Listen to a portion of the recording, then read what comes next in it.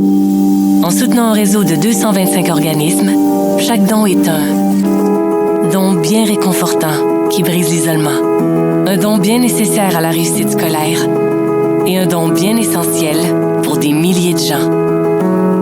Pour bâtir une communauté plus forte en donnant à Centraide, chaque don change la donne.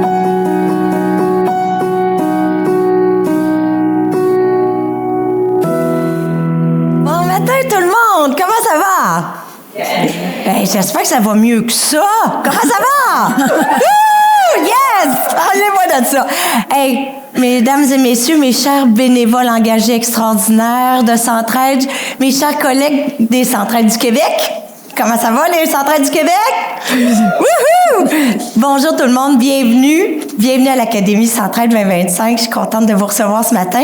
Avant de commencer, je souhaite remercier du fond du cœur un partenaire extraordinaire de notre Centraide, l'Université Laval, et son équipe de formation continue qui nous permettent de nous rassembler aujourd'hui. C'est un cadeau inestimable que vous nous faites pour la 3e année et c'est notre 3e édition de l'Académie. Merci, l'UL. Tu es une vraie université d'impact. Merci beaucoup. Avant de commencer aussi, j'inviterai notre présidente directrice générale, Isabelle Genet, à ouvrir l'Académie 2025. Merci Anne-Marie. Avez-vous déjà essayé de construire un grille-pain vous-même? Pas de l'acheter au Canadian Tire, pas de le réparer. Là, je parle vraiment de le construire. Là. Extraire les minéraux du sol, fabriquer des circuits, concevoir du plastique, couler du métal. Ça paraît un petit peu absurde, hein? Mais il y a un artiste britannique qui s'appelle Thomas Thwaites qui a tenté l'expérience. Il a voulu fabriquer un grille-pain de A à Z. Il a extrait des minéraux à la main, il a fondu du plastique dans sa cuisine, il a essayé de faire un fil électrique à partir de vraiment, là, from scratch, comme on dit en latin. Puis au bout de 9 mois, 2000 $, beaucoup d'acharnement, il a obtenu un appareil tout croche. Ça chauffait le pain à peine, ça le grillait même pas. C'est un grille-pain bien cheap. Puis vous devez vous demander pourquoi que je vous parle de grille-pain ce matin. Suivez-moi, il y a un lien. C'est parce que cette histoire qui a été reprise par les professeurs Patrick Turmel et David Robichaud dans leur essai « La juste part », ça nous dit quelque chose qui est fondamental. Même les objets les plus banals de notre quotidien, ils sont possibles seulement grâce à une immense chaîne de coopération humaine. Il n'y a personne seul qui est capable de construire un grille-pain. Mais il n'y a personne seul non plus qui est capable de traverser les épreuves de la vie sans le soutien d'un tissu social économique collectif. Pourtant, on l'oublie souvent. On valorise le mérite, l'effort, l'autonomie, puis c'est important. Moi, j'y crois. J'ai cofondé la Grande Journée des petits entrepreneurs pour ça, là. J'y crois vraiment, là. Mais on ne se demande pas assez régulièrement ce qui rend ces efforts-là possibles. Tu sais, quand on a la chance d'évoluer dans des milieux où les ressources sont disponibles, le soutien est accessible, les occasions sont nombreuses autour de nous, c'est facile d'oublier tout ce que ça prend autour de nous autres pour que les choses tiennent debout. C'est pour ça que votre présence ici, ça me touche. Parce que vous ne l'avez pas oublié, ça. Vous êtes au cœur de ce qui soutient, ce qui relie, ce qui rend les choses possibles pour d'autres. Les efforts des gens, ils ne sont pas moins réels parce qu'ils ont besoin d'aide. Les multimilliardaires, ils ne travaillent pas plus fort que toutes les autres personnes de la planète. Au contraire. Vous êtes parfois celles et ceux qui répondent aux grandes questions sans même qu'elles soient posées. Pourquoi donner? Est-ce que ça change vraiment quelque chose? Puis est-ce que les gens le méritent? Aujourd'hui, on va prendre le temps d'entrer dans ces réflexions-là. Pas pour les figer, ni pour les trancher d'un coup, là, mais pour les regarder en face, puis avec plusieurs voix. Puis surtout, pour se rappeler que même un simple grille-pain, c'est le fruit d'une coopération humaine immense. Un réseau de savoir, de métiers, d'infrastructures, L'importance de redonner à la communauté, ça prend son sens. Dans un monde où chacun puis chacune dépend des autres pour avancer, pour apprendre, puis pour se relever aussi. Puis reconnaître cette interdépendance, c'est être plus juste, plus humain, puis c'est laisser personne derrière. Merci d'être ici aujourd'hui. Merci d'agir, puis merci d'être Centraide. Anne-Marie.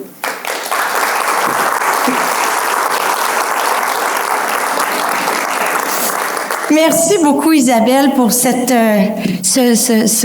ouverture extraordinairement inspirante. Merci beaucoup.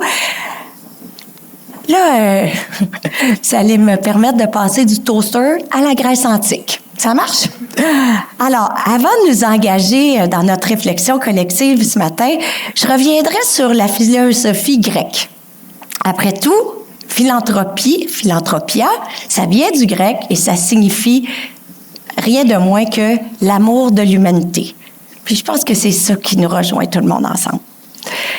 Alors, revenons donc quelques 2350 ans en arrière avec Aristote, l'un des penseurs les plus influents de l'histoire occidentale. Et d'ailleurs, Aristote est un disciple de Platon à l'Académie. Tout est dans tout. Ce sont deux philosophes, donc, dont la pensée traverse les âges et qui, encore aujourd'hui, peut nous éclairer sur notre mission commune. Aristote a posé une question fondamentale. Qu'est-ce qu'une vie bonne? Et pour lui, la réponse réside dans l'action vertueuse, qui est indissociable des autres. Elle s'incarne dans notre manière de vivre avec l'autre. Et elle vise ultimement le bien commun autant que notre propre épanouissement. On ne devient pas vertueux ou vertueuse en solitaire, mais dans le tissu vivant des relations humaines. Aujourd'hui, cette question d'Aristote résonne avec toute la mission de notre Académie. Notre Académie, comme celle de la Grèce antique, est un espace où nous réfléchissons ensemble à la manière dont la générosité peut réparer le tissu social. Un tissu qui a été déchiré et qui est déchiré par la pauvreté, les inégalités, l'injustice, la souffrance, mais que nous avons le pouvoir de reconstruire et de recoudre à travers nos actions. En fait, l'œuvre d'Aristote a profondément façonné notre manière de concevoir la vertu, le bonheur et le rôle de l'individu dans la société. Ces trois thèmes seront abordés par nos conférenciers invités ce matin. Yvon Charret, Pierre Côté et Marc Deconinck nous guideront à travers leurs réflexions sur comment transformer la générosité en un acte concret, puissant et durable. Ils illustreront chacun à leur manière les principes de justice et d'engagement social qu'Aristote a si brillamment exposés, en nous montrant comment nous, en tant que bénévoles et citoyens, nous pouvons agir de manière vertueuse pour le bien collectif. Mesdames et messieurs, il y a 2000 ans, plus de 2000 ans, Aristote écrivait, écoutez-moi bien, « Le bonheur est une activité de l'âme conforme à la vertu dans une vie complète. » Autrement dit, nous ne sommes pas heureux parce que nous possédons. Nous sommes heureux parce que nous agissons bien. Parce que nous choisissons, jour après jour, de faire ce qui est juste. C'est un choix qu'on fait. Puis aujourd'hui, face à la pauvreté, les inégalités, la souffrance de milliers de personnes, la question n'est pas seulement « que puis-je donner ?» La vraie question, selon Aristote, serait plutôt « qui est-ce que je deviens en donnant ?» Car pour lui, la vertu n'est pas une idée abstraite. C'est un exercice quotidien. On ne naît pas généreux, on le devient en posant des gestes de générosité. On ne naît pas juste, on le devient en réparant les injustices autour de nous. Et c'est là que le don prend tout son sens. Donner, c'est répondre à l'appel de la justice. C'est reconnaître que nous ne sommes pas seuls, c'est que notre humanité se construit ensemble. Aristote disait « L'homme est un animal politique », ce qui signifie que notre accomplissement passe par la vie en société, par notre engagement, par le soin de l'autre. Nos efforts de sollicitation, puis les dons qu'on va récolter tout le monde ensemble, contribuent chaque jour à réparer le tissu même de notre propre humanité. Alors aujourd'hui, je tiens à vous remercier sincèrement pour le geste vertueux que vous vous apprêtez à poser à la prochaine campagne. Solliciter un don, c'est pas seulement faire une demande, c'est créer une occasion de sens. C'est inviter quelqu'un à devenir lui aussi un acteur de justice, un acteur de changement. Vous serez les passeurs de cette générosité active, les tisseurs de liens, les voix qui rappellent que oui, nous avons tous un rôle à jouer. Et je vous le dis avec les mots d'Aristote lui-même, le bonheur appartient à ceux qui agissent. Merci d'agir. Merci d'être ce que vous êtes. Et comme le dit si bien Isabelle, merci d'être notre centraide. Et bienvenue à l'Académie.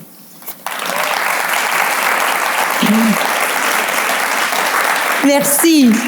Alors, nous aurons aujourd'hui 3 conférenciers extraordinaires, chacune suivie d'une période de questions. Alors, je vous invite à partager vos questions sur le Slido si vous ne l'avez pas déjà téléchargé.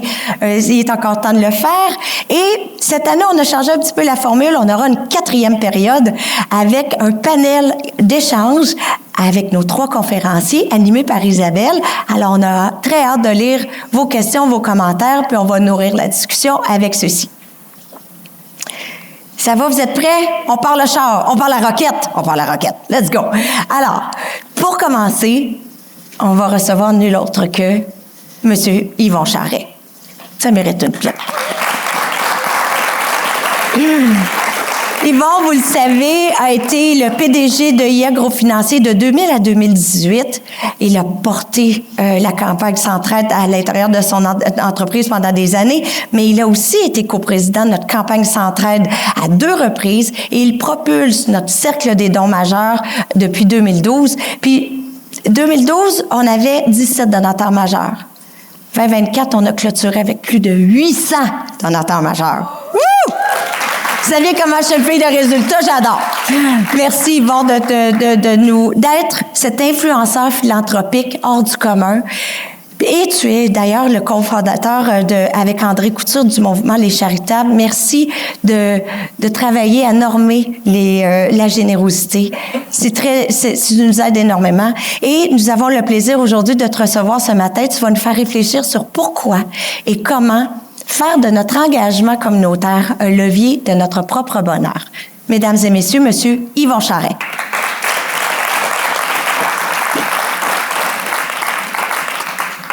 Bon, alors, bon matin tout le monde.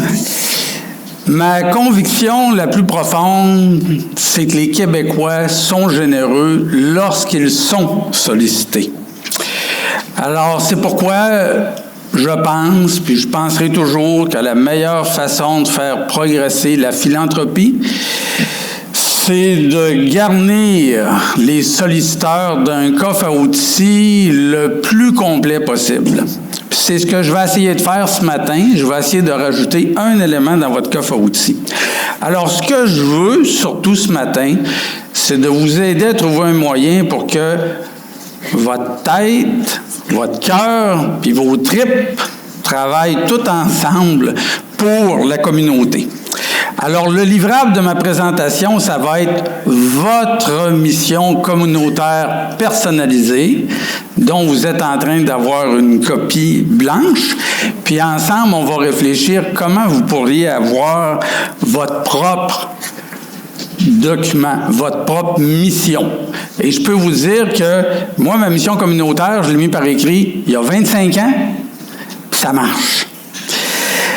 Alors, je vous demande pas d'être un bon samaritain puis de travailler uniquement pour la communauté en vous oubliant complètement.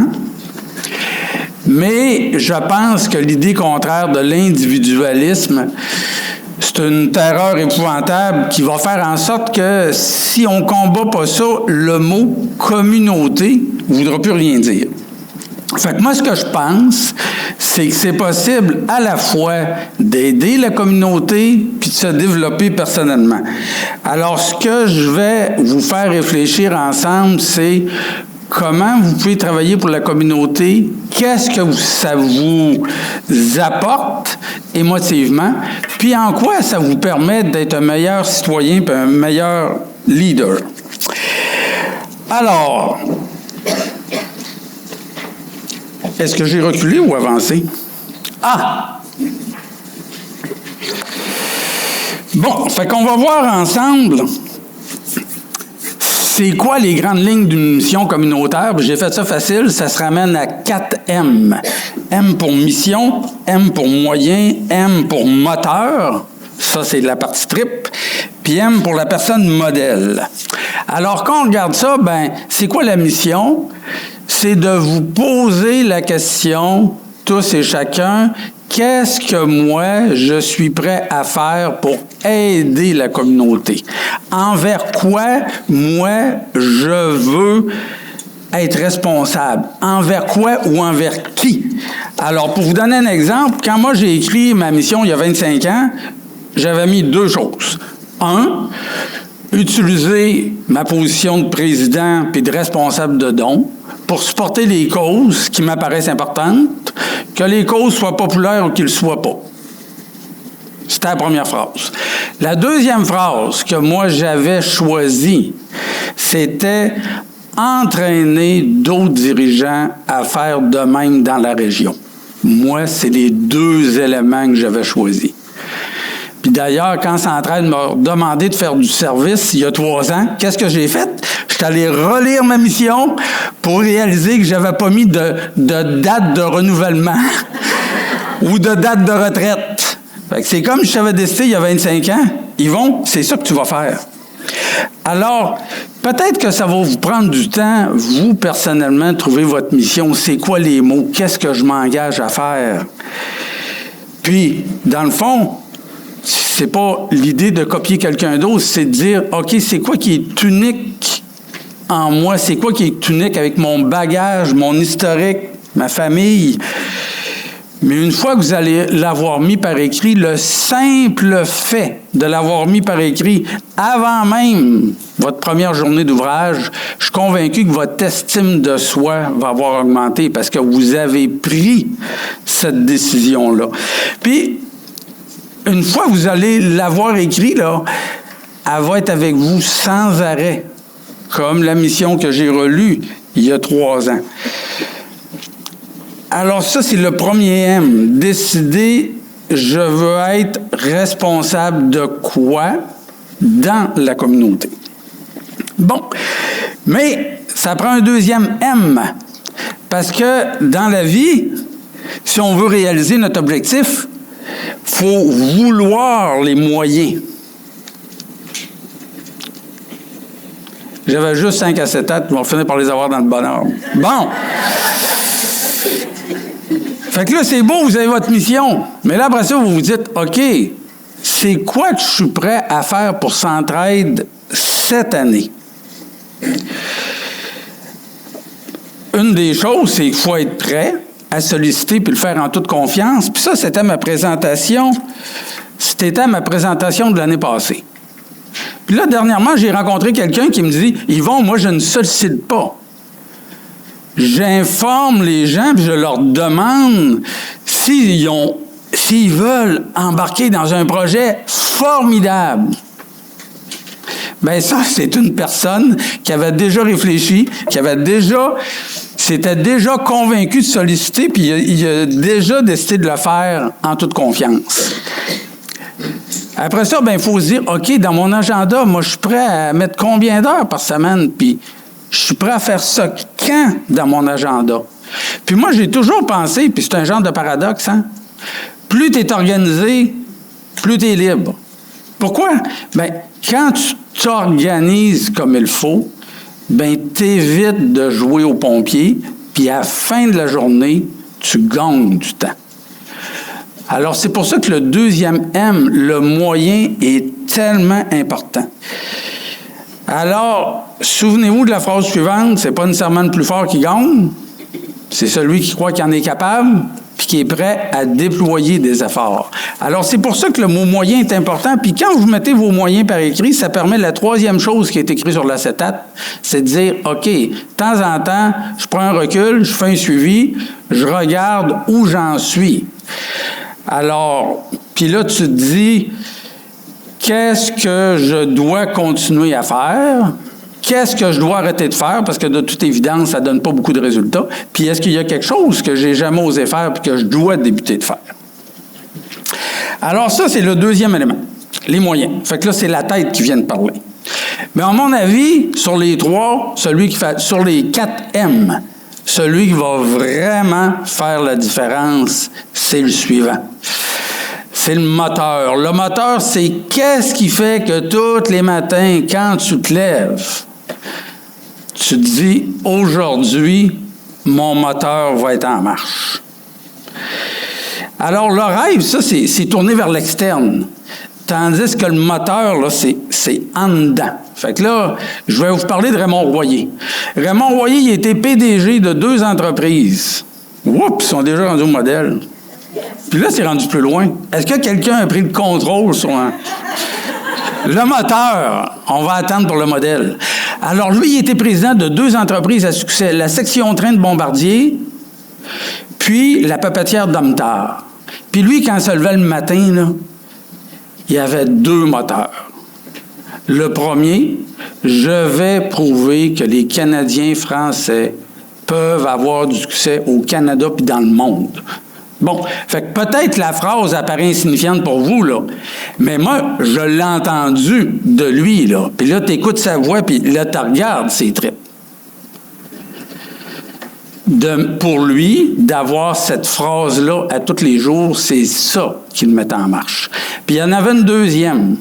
Puis la deuxième, c'était « Je vais faire des choses extraordinaires à des gens ordinaires ». Ça veut dire quoi, ça? Ça veut dire, dans sa tête, là, moi, tous les employés, ils ont des bras, mais ils ont aussi une tête. Puis moi, la tête, je vais aller la chercher. Parce que ces gens-là peuvent faire des choses extraordinaires. Puis là, vous allez me dire, ouais, Yvon, est-ce que c'est une phrase creuse? Bien, pas vraiment, parce que quand il a joint Domtar, il y avait une équipe de 8 VP, puis après 6 mois, il en avait remercié 2. C'était les 2 qui trouvaient que, écoute, dans le fond, c'est des bras qu'on engage, boss, c'est pas une tête. Bien, il a tassé 2 de ses VP parce que lui, son moteur, quand il se lève le matin, c'est de dire c'est pas vrai que les gens sont pas capables d'en faire plus, ils ont un bon jugement, etc., etc. Fait que lui, c'était ça son moteur. Moi, quand j'ai commencé à travailler, j'ai engagé un finissant universitaire, puis après 2 semaines, il est venu me voir dans mon bureau, puis il m'a dit « Boss, faut que je te dise que moi, là, je travaille bien quand je suis enseveli de travail. » Ben là, j'ai dit, écoute, ça te prend juste ça. Mais, sérieusement, il savait que lui, son moteur, c'est le sentiment d'urgence. C'est pas un planificateur, c'est pas un organisateur. Mais quand il arrive le matin, puis la pile est sur d'autres, il dit, merde, faut que je travaille. Mais il avait 22 ans, puis il avait trouvé son moteur. Puis il était tellement important qu'il était allé voir son boss pour lui dire. Alors moi, mon moteur à moi, Yvon Charest, c'est de dire « Que puis-je faire? » Alors moi, il n'est pas question de rester au lit, il n'est pas question de me bercer, ou il n'est pas question de faire la pire chose que je peux pas concevoir, c'est-à-dire ne rien faire à l'exception de critiquer tout le monde tout le temps. Il n'y a rien de pire que ça pour moi. Alors moi, je me pose cette question-là, que puis-je faire? En me disant, je rajoute un petit bout qui met un peu plus de pression, si je ne le fais pas, moi, c'est qui va le faire? Alors, après avoir réfléchi tout ça, le moteur de mon employé, le moteur de Raymond Royer, moi, le moteur que j'ai trouvé, puis encore là, pour vous, peut-être ça va être insignifiant, mais on va l'expliquer. Moi, c'est « Puis-je faire davantage pour la communauté? » Alors, pourquoi que ça vient me chercher toutes les fois que je le dis? Parce que ma deuxième famille, ça a été le patron de Charlesbourg, puis un religieux qui a donné 60 ans de sa vie pour le patron, puis rendu à 80 ans, on lui rendait un hommage. Puis là, je me suis dit, non, on m'a trouvé du temps dans mon agenda pour aller là. Puis sa première phrase, ça a été, quand je regarde les 60 dernières années, je conclus que j'aurais pu en faire davantage.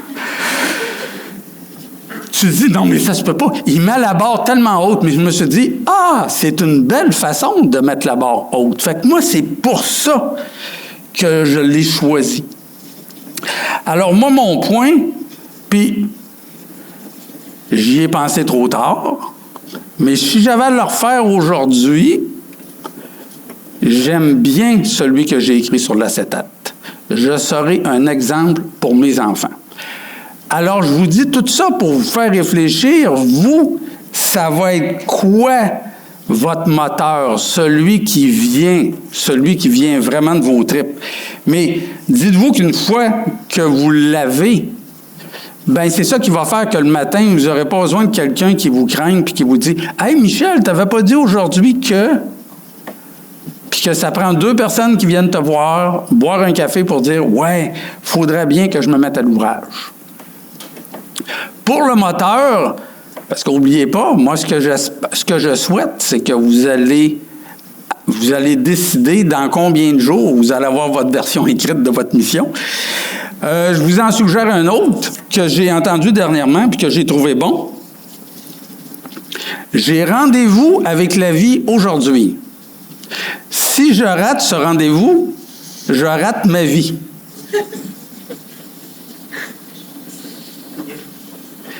Il n'est pas pire. Il me semble que quand quelqu'un t'appelle pour aller à ton prochain rendez-vous, tu es moins porté à l'oublier. Alors, tant mieux si vous êtes prêts, vous avez déjà votre moteur. Sinon, je vous ai donné quelques exemples. Bon, on arrive au 4e. Le 4e M, la personne modèle. Alors, normalement, j'aurais choisi ma mère. Mais je ne l'ai pas faite parce que je l'avais déjà pris comme personne modèle pour ma mission familiale. Parce que, imaginez-vous donc que moi, j'ai 3 missions. J'ai la mission professionnelle, j'ai la mission communautaire, puis j'ai la mission familiale. Puis moi, ma philosophie, c'est de dire, si je travaille ces 3 missions que moi, j'ai décidées, et que je reste en santé physique et mentale, je devrais être heureux. Fait que ça a quand même un gros avantage, parce que d'arrêter de courir après le bonheur, c'est quand même pas rien, là. J'ai au moins gagné ce temps-là. Alors, quand on regarde ça ensemble, alors finalement, pour la communauté, mon modèle, ça a été mon fameux religieux Saint-Vincent-de-Paul, qui a travaillé 60 ans pour le patron de Charlebourg, qui était à la 2e famille. Alors, quand vous regardez ça, ça donne quoi une mission? Alors, réfléchissez ce que vous avez fait dans la dernière année, puis là, je me dis, une mission, ça sert de déclencheur pour l'action, puis de déclencheur pour la discipline. C'est sûr que ça permet d'aller au-delà de sa zone de confort. Tu regardes sur une balance, puis là, ça dit « réalisation de ma mission », puis peur de me faire dire non. Puis là, tu regardes les deux, ça balance, puis là, tu dis « qu'est-ce que tu fais ?»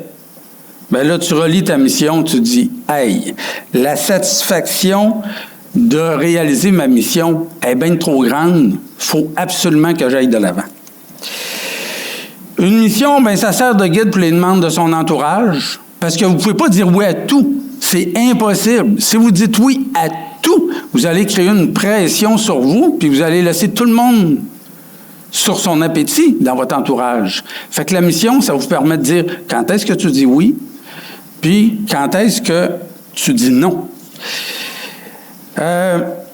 Une mission, s'il y a un obstacle, au lieu de l'éviter, tu vas dire je vais aller de l'avant. Puis là, dernièrement, j'ai été tellement impressionné. Alors, vous connaissez CGI, vous connaissez Serge Godin, le président, peut-être juste de nom, mais il gère une compagnie multinationale de 80 000 employés. Puis là, dernièrement, il m'a fait une confidence, il m'a dit « Yvon, il dit des fois, là, quand j'ai appelé un client important, je trouve que mon téléphone pèse 50 000 livres. » Ça m'a fait du bien d'entendre ça. Parce que moi aussi, des fois, quand je sollicite, le téléphone il est pesant. Mais de penser que ce gars-là, il me dit que son téléphone pèse 50 000 livres. Mais qu'est-ce qui fait qu'il lève le téléphone? C'est parce que lui, il a décidé il y a 50 ans que CGI, ça allait être la plus grosse compagnie informatique dans le monde. Point final. Fait que ça se trouve être sa mission qui le fait passer à l'offensive. Bon, puis une mission, ben, à un moment donné, ça va te permettre de retarder des petites satisfactions immédiates. Parce que là, des fois, tu peux avoir le goût de te faire plaisir à court terme. Mais là, tu dis, j'aime autant continuer à travailler sur ma mission. Parce qu'en fin d'année, là, le sentiment d'avoir réalisé ma mission, encore une fois cette année, ça va être beaucoup meilleur. Puis là, le dernier élément de la mission, c'est la grosse différence entre choisir une mission à court terme puis choisir une mission plus longue. Puis là, il y a 3 ans, j'ai réalisé que la durée de ma mission était à l'infini. Parce que si votre mission elle a juste 3 mois, bien, vous allez vous dire, OK, là, il faut que j'aille chercher les résultats. Mais si jamais votre mission est plus longue, si jamais vous vous donnez une mission de 3 ans, alors vous vous posez une question additionnelle. La question additionnelle, c'est hey, quelles compétences que moi je pourrais développer pour être encore meilleur au niveau communautaire? Ce serait-tu d'apprendre à mieux communiquer? Ce serait-tu d'apprendre à mieux négocier? Ce serait-tu de faire une coupe de lecture? Comme on a eu 2 modèles ce matin, d'Isabelle et Anne-Marie, qui nous ont partagé des lectures, parce qu'ils se sont dit, c'est ça qui va me nourrir à long terme pour être meilleur en termes d'engagement communautaire. Alors, quand vous vous donnez un horizon de temps assez grand, bien, vous vous dites, OK, moi, je peux développer des compétences additionnelles qui fait que je vais être encore plus performant dans le futur. Puis là, si vous n'êtes pas convaincu d'avoir une mission, laissez-moi vous parler 1 minute de Viktor Frankl. Viktor Frankl, il a accepté, sur base volontaire, d'aller dans un camp de concentration pendant la Deuxième Guerre pour aller rejoindre ses 2 parents juifs et sa femme qui ont été internés. Puis lui, il s'est dit, moi, je vais survivre parce que moi, j'ai une mission. Moi, je suis un psychiatre, puis moi, quand je vais sortir d'ici, là, je vais la développer, mon école de psychiatrie, qui va s'appeler la logothérapie. Fait que c'est ça qu'il a fait. C'est sa mission qui lui a donné l'énergie de dire « je vais passer au travers ». Puis il y avait plein de gens autour de lui qu'eux autres, là, ils étaient sur un rêve. Mon rêve, c'est « on va être sorti d'ici à Noël ». Puis quand Noël est arrivé, puis il n'était pas sorti, ça l'a tombé comme des mouches les jours après. Fait que quand tu penses à ça, la mission, c'est sous ton contrôle. Les moyens, c'est sur ton contrôle. Ton moteur, c'est sous ton contrôle. La personne, tout est sous ton contrôle. Alors que de rêver puis de dépendre de quelqu'un d'autre, bien, il peut arriver ce qui est arrivé au collègue de Viktor Frankl. Bon. Alors ça, voici pourquoi une mission, c'est bonne. C'est bon pour votre engagement communautaire, mais c'est bon pour vous parce que quand tu y penses comme il faut, tu sais, la communauté, elle va adorer que vous investissiez du temps pour la communauté. Puis sûrement que ça va vous donner de la satisfaction de vivre selon vos valeurs. Puis le prochain conférencier, Pierre, bien, c'est justement ça qui va vous faire réfléchir, toutes les valeurs reliées à l'humanité. Mais en même temps, moi, je suis convaincu que votre propre leadership va être renforcé. Puis là, pensez à votre dernière année, qu'est-ce que vous avez fait comme engagement communautaire. Puis là, je vais faire quelques affirmations, puis vous allez voir, vous allez réfléchir, est-ce que c'est vrai que c'est pas juste au bureau, mais c'est mon travail communautaire qui m'a donné ça. Un leader sait qu'il n'a pas toujours le goût de débuter une tâche. Il se met quand même au travail, car une fois qu'il a commencé, il sait que la moitié de la job est faite. Une fois qu'il a commencé. Un leader ne se compare pas de façon négative aux géants. Il s'en sert comme modèle.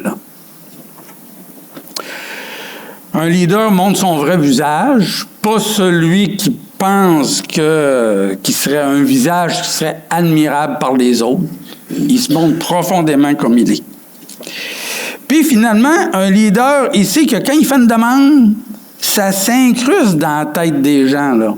Que même si initialement tu te fais dire non, tu sais qu'il y a du monde qui vont cheminer, tu sais qu'il y a du monde qui vont peut-être changer d'idée, puis qu'à la fin de la journée, avec le temps, vous les aurez convaincus. Fait que mon fameux religieux Saint-Vincent de Paul, là, j'étais PDG de l'Industrielle Alliance, puis il m'envoyait encore des lettres sur le PDG d'AXA en France, qui est une compagnie beaucoup plus grosse, que lui faisait des statements humanitaires. Il me l'envoyait encore. Il n'a pas lâché le morceau jusqu'à son décès. Alors moi, quand je regarde ça, je suis arrivé à la conclusion que c'est plus la philanthropie que ma job de président qui m'a permis de développer mon aplomb en faisant de la communication publique et des démarches auprès de gens importants. C'est la philanthropie plus que ma job de président qui m'a appris à prendre des risques puis gérer la peur de l'échec. C'est la philanthropie qui m'a permis de développer un réseau de contacts. Parce que dernièrement, avec André Couture, on a créé des charitables. Là, je me suis dit, c'est quand la première fois que j'ai vu ce gars-là? Ah oui, c'est quand j'ai fait un discours pour Centraide. Puis finalement, c'est plus la philanthropie que ma job de président qui m'a permis d'être un exemple pour mes enfants. Et ça peut être exactement la même chose pour vous. Alors moi, je vous souhaite de rédiger une mission communautaire dont vous allez être super fiers, puis de le réaliser pour le bénéfice de tout l'entourage et pour votre propre leadership. Merci.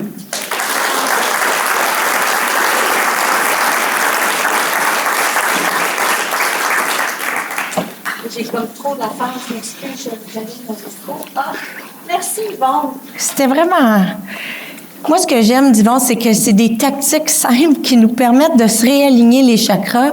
Puis une fois parce que j'ai la chance de travailler avec Yvon sur une base régulière, puis ça fait vraiment la différence de se poser, de prendre le temps de se poser les vraies questions qui nous alignent vers notre propre bonheur. Alors, puis ça a suscité beaucoup de questions que je ne vois plus. Oui, je les vois. Bon. Il y a quelque chose qui revient, Yvon, c'est le syndrome d'imposteur. On l'a tous, tu l'as mentionné à travers ta présentation. Ça serait quoi tes trucs pour, surtout la sollicitation, tu l'as dit, ça demande du courage, hein? Le téléphone, il pèse 50 livres. 50 000. Imagine-toi, c'est pépé. Alors, ça serait quoi pour toi les trucs faciles pour se libérer de ce syndrome d'imposteur? Bon, alors, oui, c'est un enjeu peut-être plusieurs personnes. Tu sais, moi, mon père, il a commencé sa vie comme commis, puis il l'a fini comme commis, puis ma mère, elle a élevé les enfants à la maison. Fait que quand tu regardes ça, tu n'as pas nécessairement des modèles. Mais je pense que la meilleure réponse, là, c'est que tu regardes en dedans tes tripes, là. Tu sais, tu as choisi une mission, puis là, tu dis, OK, je veux la réaliser. Puis là, tu fais comme Serge Godin de CGI, de dire... Ça me fait peur. Je vais peut-être me faire dire non. Mais à quelque part, c'est tellement important de le réaliser. Tu sais, il faut que je le fasse. Il faut que je l'essaye. La deuxième chose que je dirais, c'est les Québécois sont généreux lorsqu'ils sont sollicités. On n'a pas de culture de sollicitation. Mais j'ai été tellement surpris de dire, je vais les solliciter pour tel montant, puis que les gens disent oui. Parce que le pire qui peut arriver, c'est de dire « Ah, je m'excuse, j'avais peut-être surestimé tes revenus d'une année. » Le pire qui peut arriver, c'est de te faire dire non. Puis là, il faut que tu penses à ça. Puis ça, c'est le dernier élément, c'est l'estime de soi. Tu sais, de te faire dire non, c'est pas supposé faire mal. Ça ne te transperce pas le corps, là, à moins que ton ego ait de la misère avec ça. Mais là, tu dis, ça va faire partie de la game de solliciter, que souvent, je vais me faire dire oui, puis des fois, je vais me faire dire non. Puis... ils disent non, pas à ma personne, pas à moi, tu sais. Toi, que tu te fasses dire oui, tu te fasses dire non, comme être humain, tu as la même valeur, là. Mm. Alors, c'est de travailler un peu sur l'estime de soi, puis de se dire, ben, ça fait partie de la game. Ça fait partie de la vertu, hein? Un peu comme Aristote disait, c'est en pratiquant la sollicitation qu'on devient un meilleur solliciteur aussi. Ben, on ne n'est pas solliciteur. Ce que j'avais dit l'année passée, c'est l'action qui amène la confiance. C'est ça. C'est pas attends pas d'avoir la confiance totale pour agir. C'est l'action qui amène la confiance. T'sais. Raymond Royer, là, quand il me dit tout ça, là, puis il m'a parlé de ses tripes, je ne le connaissais pas, j'y avais jamais parlé, mais j'avais vu un article dans le journal, puis j'ai dit, faut que j'essaye de déjeuner avec ce gars-là à Montréal. C'est comme ça que ça a commencé. Fait que tu n'as pas attendu d'avoir la confiance. Tu dis, c'est l'action qui va amener la confiance. Tu parlais tout à l'heure du pire qui peut nous arriver, c'est de se faire dire non. Puis j'ai une question intéressante par rapport à comment faire quand on tombe sur quelqu'un qui est motivé davantage par des valeurs individuelles. Bien, écoute, c'est sûr qu'à un moment donné, c'est le 20-80. C'est de dire, ça ne donne rien de t'époumoner, puis tu sais, ton temps avec quelqu'un, tu sais que ça va être une résistance. Puis c'est pour ça que nous, on a créé les charitables, parce que vous travaillez sur les gens qui sont plus ouverts. Puis nous autres, la job des charitables, c'est de dire quoi? C'est de faire en sorte que dans la société, de faire réaliser aux gens qu'il y a plein de monde dans leur entourage, incluant leur entourage immédiat, qui sont généreux. Puis là, nous autres, on espère faire cheminer ces gens-là. Fait que moi, je dis, faut pas nécessairement que tu t'attaques trop longtemps à ça. Ceci étant dit, il n'y a rien de mieux que de questionner pour connaître l'individu. Mm-hmm. Puis plus tu vas connaître l'individu, plus à un moment donné, tu vas aller voir qu'est-ce qui fait la différence. Fait que pour des individus dont être désintéressés vers faire la job, il y en a qui ont besoin de reconnaissance. Il y en a qui ont besoin de savoir qu'ils vont changer la vie de quelqu'un. Alors, puis il y a des gens qui sont hyper à l'aise de poser des questions que tu dirais, mon Dieu, il me semble que c'est indiscret. Mais dans la vraie vie, plus tu vas être capable de rentrer dans la tête de la personne, plus tu vas être capable de comprendre c'est quoi le déclencheur possible dans cette personne-là. Fait que ça, je vous invite à questionner les gens. Donc, l'importance d'être à l'écoute. Puis de oser poser des questions. Mm-hmm. Tu oses poser la question, après ça, tu te tais. Des fois, c'est dur, se taire. Hein? On veut combler le silence, mais là, tu t'es dit, je vais lui poser cette question-là. Alors, hier, mardi, j'étais avec Jean-Sébastien à Montréal, puis on a dit un type, c'est Jean-Sébastien qui dit « Hey, pourquoi tu fais de la philanthropie? » Puis quand il a donné sa réponse, il y a eu un petit calme pendant 3 secondes. On ne s'est rien dit, tu sais.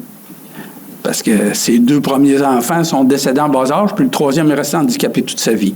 Ouf. Là, tu te demandes pourquoi il quête pour Sainte-Justine. Mm. Et, tu sais, les tripes, là, on les a sentis. C'était ça son moteur à tous les matins. Ouf. Justement, j'ai une question ici qui est intéressante par rapport au contexte actuel qui prône la performance puis un rythme de vie effréné. Puis, la partie de la réponse est dans les tripes, certainement, mais quels sont les trucs pour se recentrer lorsqu'on s'éloigne de notre mission avec les enjeux de temps? Bon, chacun a sa façon de faire. L'année passée, moi, je vous ai parlé d'un curseur, hein? À un extrême, c'est chacun pour soi, c'est l'individualisme.